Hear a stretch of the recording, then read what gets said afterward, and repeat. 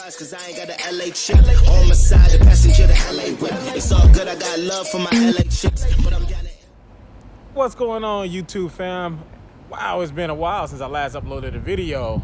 So much has changed, man. I've recently went off to school, so it's harder for me to get to these videos, but nevertheless, we have one here today. It's gonna be another short one, man. It's just gonna be another small modification that I'm gonna be adding onto the 2016 SRT 392.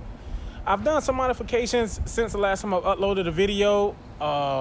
Small things, like I've built this canopy right here that you can see in the background for my car to keep the sun from beaming down on it. I don't have a garage, so this is like a little $200 canopy. Got it from Harbor Freight. Super cheap, easy to put together. I wanted to do a video on it, putting it together, but I couldn't get the free time. I've done a short shifter or a Barton shifter. I've gotten the Speed Dog knob. I've gotten 17-inch drag radials for the rear. A lot of little mods that I just haven't been able to make videos for, but hopefully eventually I'll get around to making videos for those. But anyway, today what we're gonna be working on is I want to be able to get these brakes done.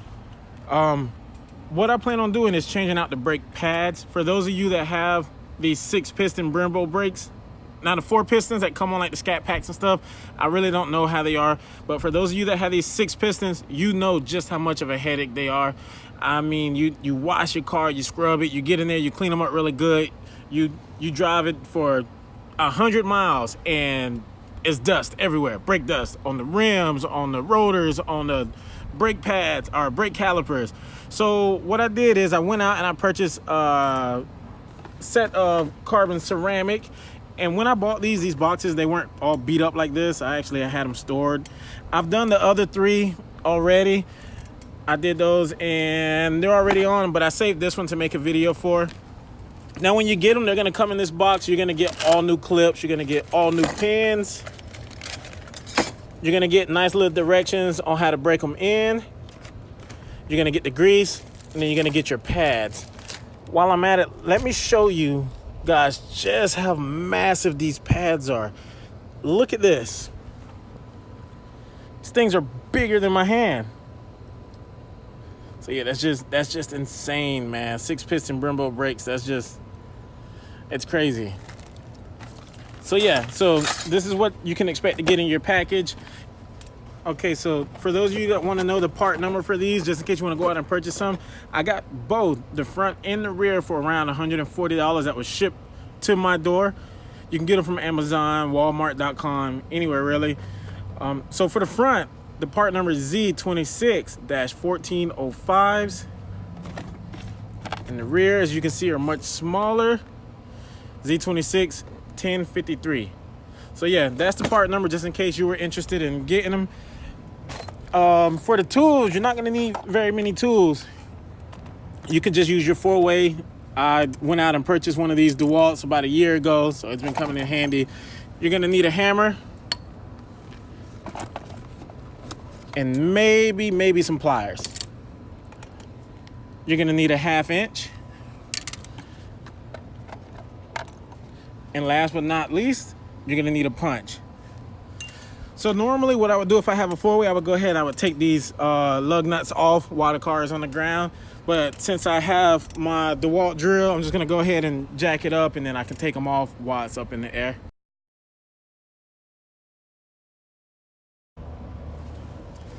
Okay, so now that I got all the lug nuts undone, I can go ahead and take the rim off and show you just how dirty this thing gets.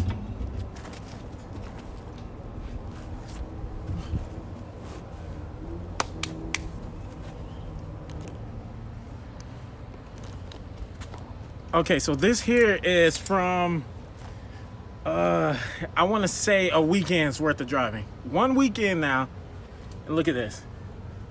Check out the color change here. That's insane. So yeah, so that's why I want to get rid of these. Now getting these off, the process is super simple. So you're gonna use your 1/2 inch to get rid of this bolt here that's in the middle. It's gonna come out behind. And that's how you're gonna take that off. You're gonna use your punch. All right, right here. I'm so used to recording with my GoPro that I'm having issues with getting good footage with this cell phone. You're gonna use your punch to punch out this pin, which goes all the way through the back. And then use your punch again for this pin here. Just be careful not to scratch up your brake caliper. These things are super expensive.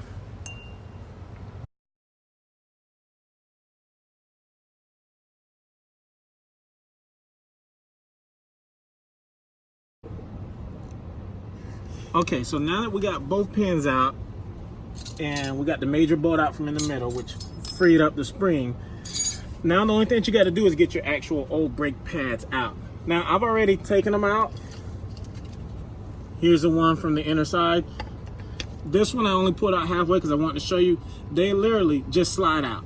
Now sometimes they're in there, they're a little stubborn. You may want to get your pliers again and just grab it right here by the tip. I had to do that for this one. And just slide it out side by side until it comes out, because what's going on is the pistons are still holding them in there. So once you get them out,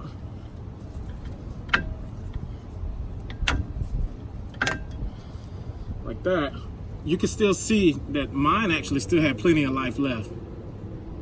So I really didn't need to change my brake pads, but it's like I said, I got tired of the dust. That's why I went and put on these gloves. This part of the job is where it starts getting messy, so I just threw on some gloves. Look close on your brake pads.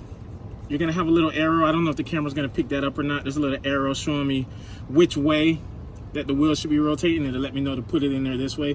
But to be honest with you, they'll only go in one way, so it's not super important if you can't see that. All right, I want to give you a comparison of the new one compared to the old one. So here's the new one.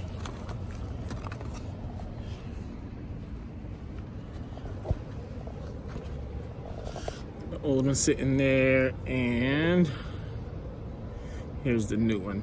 So it's like I said, mine, they weren't bad. The old ones, they still had plenty of life. But these here are supposed to leave no brake dust whatsoever. So we'll see. So let's go ahead and get these on. Okay, so before we slide the new ones in, I want to show you the pistons. When I refer to the 6 pistons, it's these 3 things right here. There's 1, 2, and 3. The other 3 are going to be on this front side. So as you can see, they're out a little bit. That's going to stop the new brake pads from sliding into place.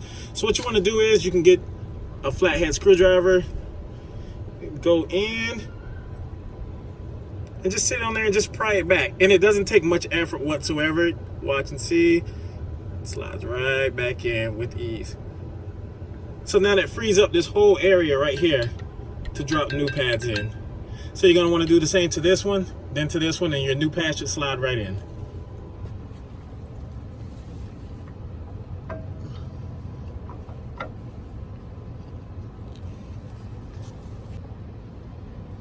Okay, so now I got both brake pads back in there. What I'm gonna do is, I notice a lot of other people are doing this too. Even though these are old and used and dirty and they look worn out, I'm gonna stick with these. I'm gonna put the same pins back in, even the same clip, all because it's OEM, and I just, with it being brakes, I just don't trust aftermarket stuff as much. So I'm gonna stick with the Brembo stuff. So when your brake pads are back in, all the holes should line up. So all you're gonna have to do is put the pins back in on both sides, put your bolt back through,